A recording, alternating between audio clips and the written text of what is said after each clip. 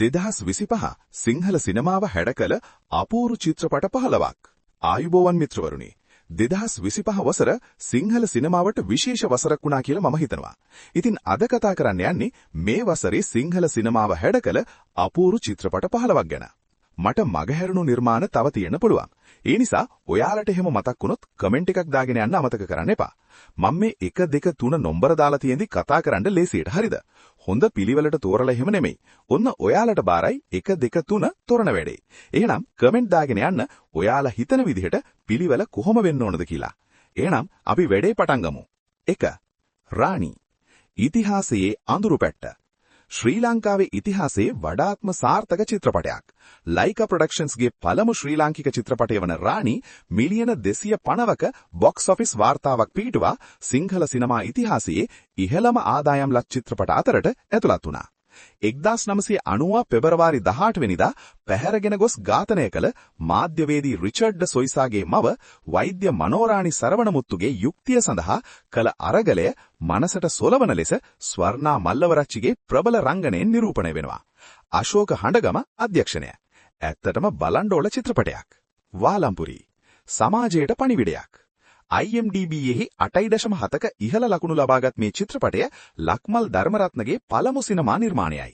නාට්‍ය කණ්ඩායමක් වාලම්පුරියක් විකුණීමට යෙදෙන අතර මුහුණ දෙන ගැටලු හා මායාවන් හරහා ධනය හා තෘෂ්ණාව අතර ජීවිතයේ සමතුලිතතාවය ගැන සමාජයට වැදගත් පණිවිඩයක් ගෙන දෙනවා. ප්‍රියන්ත සිරිකුමාර, තුමින්දු ගොඩන්තැන්න, දිල්හානි ඒකනායකගේ ප්‍රබල රංගනයන් හැඩූ විචාරකයින්ගේ ප්‍රශංසාවට ලක් වූ මාස්ටර්පීස් එකක්. සූර්යා. තරුණ පරම්පරාවට ආශ්වාදය. මහේෂ් මොනසිංහගේ අධ්‍යක්ෂණයෙන් යුත් මේ චිත්‍රපටය තරුණයෙකු ඔහුගේ ජීවිතය නැවත සොයා ගැනීමේ ආශ්වාදනක කතාවක්. තාරුණ්‍යයේ අභියෝග මැඩපවත්වා ධෛර්ය සාර්ථකත්වය කරා ළඟාවීම මෙම චිත්‍රපටය නිරූපණය කරයි. ආකර්ශනීය සංගීතය සමගින් සිනමාත්මකව ලස්සන ගලා යාමක්. ආයු. මනස සොලව යන චිත්‍රපටයක්. චත්‍රා වීරමන් අධ්‍යක්ෂණයෙන් යුත් ආයු IMDb-යෙහි 8.7ක ඉතාමත් ඉහළ ලකුණු ලබාගත් විශිෂ්ට චිත්‍රපටයක්. තරුණ වෛද්‍යවරියක් අගේ විවාහ ජීවිතයේ අභියෝග මැද්දේ තමාගේ ජීවිතයේ සැඟවුණු සත්‍යයන් සොයා ගන්නා මේ චිත්‍රපටය සැබෑ සිදුවීම් පදනම් කර ඇත. සැන්ඩ්‍රා මැක් පළමු සිනමා රංගනය විශිෂ්ටයි. හොඳින් සකස් කරලා තිබුණු කතා රටාව, සුන්දර සිනමා කලාව සහ හදවතට ගැටෙන සංගීතය එක්ව නොන්-ලීනියර් කතන්දරය මනස් සොලවන ලෙස ඉදිරිපත් කරනවා. ඉන්සෙන්ඩීස්, ෂටර් අයිලන්ඩ් වගේ චිත්‍රපට බලලා දෙනුණු හැඟීම මේ චිත්‍රපටයෙන් ලැබෙනවා. ශ්‍රී ලාංකික සමාජයේ සැඟවුණු විෂයන්ට අභියෝග කරන චිත්‍රපටයක්. මෝඩ තරිඳු. ජීවිතය, මරණය සහ අපූර්ව හාස්‍ය. මේ අද්විතීය සුපර්නැචරල් කොමඩි චිත්‍රපටය තරිඳුගේ අකල් මරණයෙන් පස්සේ ඔහුගේ පරලොව ගමන පටන් ගන්නවා. මරණයෙන් පස්සේ මිනිස්සුන්ට බලපාන්න නොහැකි බව ප්‍රබල ආත්මික මාතෘකාවක් ලෙස ඉදිරිපත් කරලා. සූර්යා සහ ශනුද්‍රි ප්‍රියාසාද්ගේ විශිෂ්ට රංගනයන් විශ්වාසයන්ට අභියෝග කරන චිත්‍රපටයක්. ගොවි තාත්තා. ගොවි සමාජයේ අරගලය. දර්ශන රුවන් දිසානායකගේ පළමු අධ්‍යක්ෂණය. ගොවි කුලයක සැබෑ සිදුවීම් පදනම් කරගත් මේ සංගීතමය නාට්‍ය චිත්‍රපටය ජගත් චමිල සහ හිමාලි සයුරාංගිගේ චිත්තාකර්ෂණීය රංගනයෙන් ඉදිරිපත් වෙනවා. ගොවි ජනතාවට මුහුණ දෙන සැබෑ අභියෝග සියුම් ලෙස නිරූපණය කරලා. මාරියා. ගැඹුරු මුහුදේ අභිරහස. අරුණ ජයවර්ධනගේ අධ්‍යක්ෂණයෙන් යුත් මාරියා IMDb-යෙහි 7.7 ලකුණු ලබාගත් ත්‍රිලර් චිත්‍රපටයක්. ඉන්දුනීසියානු ධීවරයින්ට සිදුවුණු සැබෑ සිදුවීමක් පදනම් කරගත් මේ චිත්‍රපටයේ සිංහල සිනමා ඉතිහාසයේ පළමු වරට සියලුම දර්ශන ශ්‍රී ලාංකික ජලයේ ගැඹුරු මුහුදේ මැද්දේ රූතගත කර ඇත. විවිධ ජාතීන්, කුල සහ ආගම්වලට අයත් ධීවර මිතුරන් කණ්ඩායමක් බහුදින ධීවර බෝට්ටුවක ඉන්දියානු සාගරයේ මසු බැලීමට යෙදෙන අතර මුහුදේ පාවින අద్භූත වස්තුවක් හමු වෙන අතර ඔවුන් අතර තිබුණු විශ්වාසය සහ මිත්‍රත්වය බිඳී යන අතරාරය අනපේක්ෂිතව ඉදිරිපත් වෙනවා. මහේන්ද්‍ර පෙරේරා, හේමල් රණසිංහ, දර්ශන් ධර්මරාජ් රංගනය. පළස් 3 වන ජාත්‍යන්තර චිත්‍රපට උත්සවයට සහභාගී වුණා. කාසිවාසී. විනෝදේ සුපිරි චිත්‍රපටයක්. ජයප්‍රකාශ් සිවගුණාදන්ගේ අධ්‍යක්ෂණයෙන් යුත් මේ ප්‍රහසන චිත්‍රපටය මිනිපෙට්ටි සාප්පු අයිතිකාරයෙකු සහ ඔහුගේ සහායකින්ගේ පීඩාකාරී ජීවිතේ වටා මෙම විනෝදකාමී කතාව දිග්ගැහෙරනවා. ගිහාන් ෆර්නැන්ඩෝ සහ සරත් කොතලාවලගේ විශිෂ්ට රංගනයන්. ඇත්තටම සිනාවෙන්න පුළුවන් චිත්‍රපටයක්. අයිස්ක්‍රීම්. ත්‍රාසය සහ ආදරය. ප්‍රදීප් ධර්මදාසගේ අධ්‍යක්ෂණයෙන් යුත් මේ ත්‍රිලර් චිත්‍රපටය ප්‍රේක්ෂකයින් ඉතා ආසාවෙන් වැළඳගත්තා. ඉතා ජනප්‍රිය සිනමා නිලිවරියක් පැහැර ගැනීම සිදුවීමක් පදනම් කරගෙන මෙම කතාව දිවෙනවා. හේමල් රණසිංහ, ජයලත් මනවරත්න රංගනයෙන් විටක හාස්‍යද ත්‍රාසයද සහිත රහස්‍යමය කතාවක් ලබා දෙනවා. රෝසා ආදරේ ජයගනී.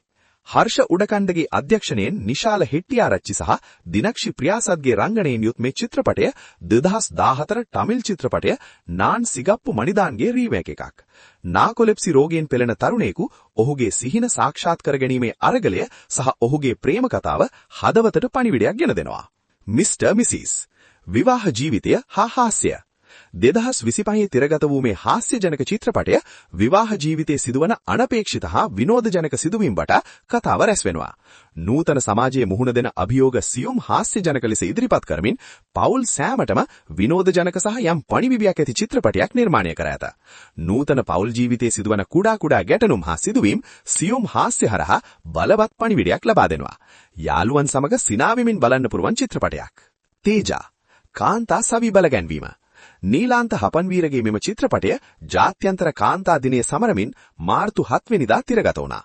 1982-85 කාලයේ නිදහස් වෙළඳ කලාපවල ඇඳලුම් කර්මාන්ත කාන්තාවන්ගේ අයිතිවර සඳහා කළ අරගලය නීතා ප්‍රනාන්දුගේ විශිෂ්ට රංගනයෙන් නිරූපණය කරනවා. කාන්තා සවි බලගැන්වීමේ ප්‍රබල පණිවිඩයක් ලබා දෙන චිත්‍රපටයක්. මදර් ලංකා ක්‍රීඩා වීරයන් මදර් ලංකා යනු 2025 තිරගත වූ ශ්‍රී ලාංකික ක්‍රීඩා චිත්‍රපටයක්. අනුෂ සංජීව එදිරිමුනි අධ්‍යක්ෂණය කළ මෙම චිත්‍රපටය තනිකම මවක් සහ ට්‍රාන්ස්ජෙන්ඩර් කාන්තාවක් වන සත්‍යාගේ ජීවිත කතා එකතු කරනවා.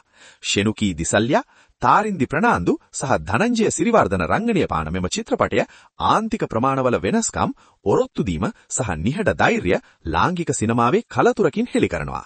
ක්‍රීඩාව, ලාංගිකත්වය සහ ආදරය යන තේමා ආවරණය වෙනවා. අධ්‍යක්ෂකවරයා කියන්නේ මේ චිත්‍රපටය සමාජ අනුමාන අභියෝග කරලා සංවාද ඇති කරන්න නිර්මාණය කළා කියලා.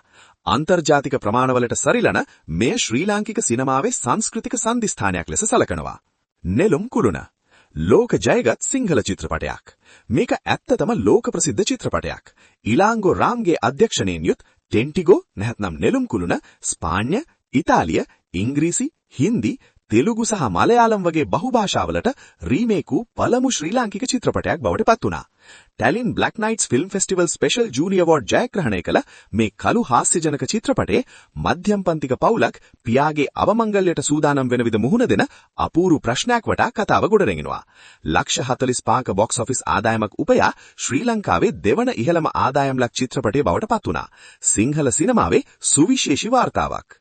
නීරා ඉරණම සහ ආදරය වසව බදුගේ අධ්‍යක්ෂණයෙන් ශනුද්‍රි ප්‍රියාසත් ප්‍රධාන රංගනයෙන් යුත් මේ චිත්‍රපටය ආදරය, ඉරණම සහ පශ්චාත්තාපය ගැන සියුම් කතාවක්. මිනිසුන් අතර නොපෙනෙන බැඳීම් සහ අපේ තෝරා ගැනීම් වල බලපෑම සුන්දර ලෙස නිරූපණය කරලා. චිත්තාකර්ෂණීය සිනමා ශිල්පීය අංග සහ චිත්‍රපටයේ විශේෂත්වයයි. සිංහල සිනමා විප්ලවය 2025 වසර සිංහල සිනමාව සඳහා ඉතිහාසගත වසරක්. ඉතිහාසයේ සත්‍ය සිදුවීම් සිට ලෝක මට්ටමේ කළු හාස්‍යජනක චිත්‍රපට දක්වා සමාජ ගැටලු සිට ආදර කතා දක්වා සිංහල සිනමාව Tamanගේ තත්වය ලෝකයට පෙන්වුවා. ඔබ බැලූ චිත්‍රපටය කුමක්ද? කමෙන්ට් කරන්න. ලයික්, ෂෙයාර්, සබ්ස්ක්‍රයිබ් අමතක කරන්න එපා. එහෙනම් අයමත් අලුත් එකකින් හම්බ වෙමු. ගිහින් එන්නම්. ජය වේවා.